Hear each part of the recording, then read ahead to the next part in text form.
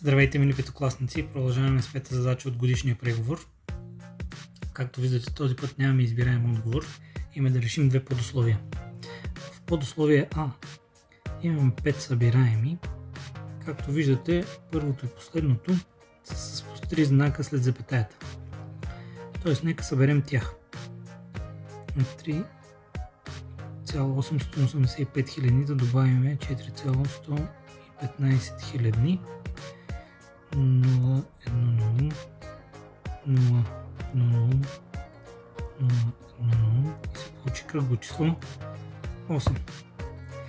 След това да прибавим на второто и предпоследното 3,3 и 2,7, 3,7, 10 и 1, 0, 3, 2, 5 и 1, 6, значи тук имаме 6, 6, 8 и 9,8.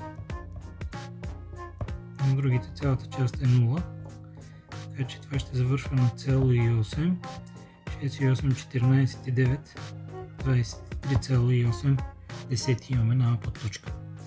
Така, продължаваме с Б. Там имаме и скоба вече. Значи първо трябва да влезем в скобата. В скобата има три различни действия: деление, събиране, умножение. Първо делението, след това умножението и накрая ще съберем. Делението ставаше лесно, трябва да преместим само една запетая наляво. В скобата ще се получи 34,57 плюс умножението по 100 пък я вмести надясно. И тук имаме 4,0 или 4,0 стотни. И това трябва да се извади от 113,6. Така, тук отстрани да си съберем 34,57 и 4,0 7,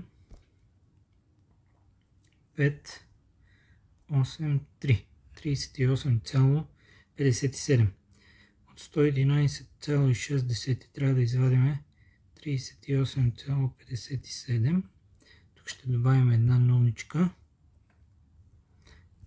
10 минус 7, 3, 5 минус 5, 0, 13 минус 8 не може от тук, не може от тук, 13 минус 8, 5, 10 минус 3, 7, 75,3. Това е.